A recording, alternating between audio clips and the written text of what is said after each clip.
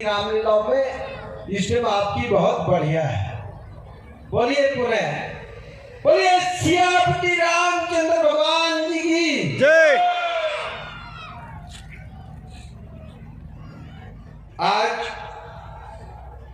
अखंड हिंदू पर्व समारोह समिति जिसके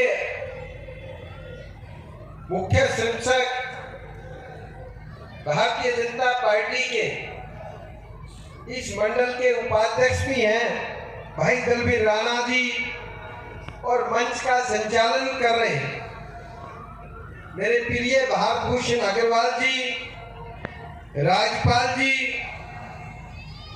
भूपेंद्र जी और हमारी इस मंडल के अध्यक्षा बहन निम्मी जी, जिले के उपाध्यक्ष भाई निशान जी और आयोजक समिति के सभी पदाधिकारी और आए हुए सभी राम भगत मातृ शक्ति। अभी भारत जी कह रहे थे ये आपका तीसरा साधन। देखिए आपने जो प्रोग्रेस की है, मैं कभी मंच पे आने से पहले दलबीर जी को राजपाल जी को कह रहा था कि देखिए पिछली बार से इस बार अगर किसी रामलीला में लाइन लगी हुई है दर्शकों की तो आपके लगी हुई है, नहीं तो खाली प्रेम आई। क्योंकि ये जो लीला है ये लीला का मंचन जरूर है, लेकिन भगवान राम के आदर्श किस प्रकार से आने वाली पीढ़ियों को दिए जाए तो अखंड जो हमारी हिंदू पर्व समारोह समिति है इसके माध्यम से दिए जाए। भारत के अंदर संस्कार और संस्कृति अगर कोई देने का काम करता है तो रामलीला के मंच के माध्यम से किया जाता है। इस देश के अंदर भगवान राम ने बांधने का, समाज को बांधने का अगर किसी ने काम किया था तो भगवान राम जी ने किया।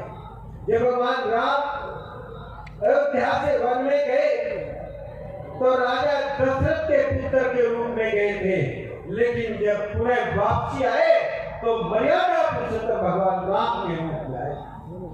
आज उनके आदर्श को आने वाली पीढ़ियों को किस प्रकार से मेरी माता बहनें यहाँ बैठी हैं कि उनके जीवन को अपने बच्चों के अंदर उतारा जाए। भगवान राम के आदर्श से उन्होंने किस प्रकार से किन कठिन परीक्षाओं के दौरान के अंदर, किन कठिन परिस्थितियों के अंदर अपने आदर्श को जीवित रखने का काम किया। जब वो वन में थे, माँ सीता का अपहरण हुआ, तो मैं एक बात कहता हूँ, जो आज राजनीतिक पार्टियां कहती, समाज की बात कहते, जाति की बात करते हैं, भगवान राम जी ने उस समय चाहे भीम थे, चाहे भालू थे, चाहे लक्ष्मण जी के रूप में लिया हो या दूसरे राजाओं को लिया हो, समाज को अगर बांधकर रावण जैसे व्यक्ति पर आक्रमण करने के लिए समाज के विभिन्न अंगों को अगर किसी ने बांधने का काम किया तो भगवान राम जी ने किया था। उनके आदर्श को अपने आने वाली पीढ़ियों में उतारना चाहिए। मैं एक बात कहकर अपनी वाणी को विराम देता हूँ, क्योंकि यहाँ आपकी तीसरा वर्ष है और आपने इन 2 सालों के बाद इसमें बहुत प्रोग्रेस की है। मैं हृदय की गहराई से आपको बधाई देता हूँ और भगवान से प्रार्थना करता हूँ कि भगवान इस आयोजक टीम को इतनी शक्ति दे कि ये जो ग्राउंड है अगली बार छोटा पड़े। हमारे बच्चों के लिए माताएं बैठी हैं यहाँ, एक चीज इस प्रकार से सनातन धर्म को बचाने के लिए आपको करना है। आज से 30 साल पहले जब बच्चा रोता था तो माँ बच्चे को गोद में उठाती थी और माँ के दुलार से वो बच्चा चुप हो जाता था। लेकिन आज जब बच्चा रोता है तो माँ टेक्नोलॉजी का प्रयोग करते हुए बच्चे के हाथ में मोबाइल देती है। बच्चा तो चुप हो जाता है लेकिन बच्चे को मातृत्व नहीं मिलता।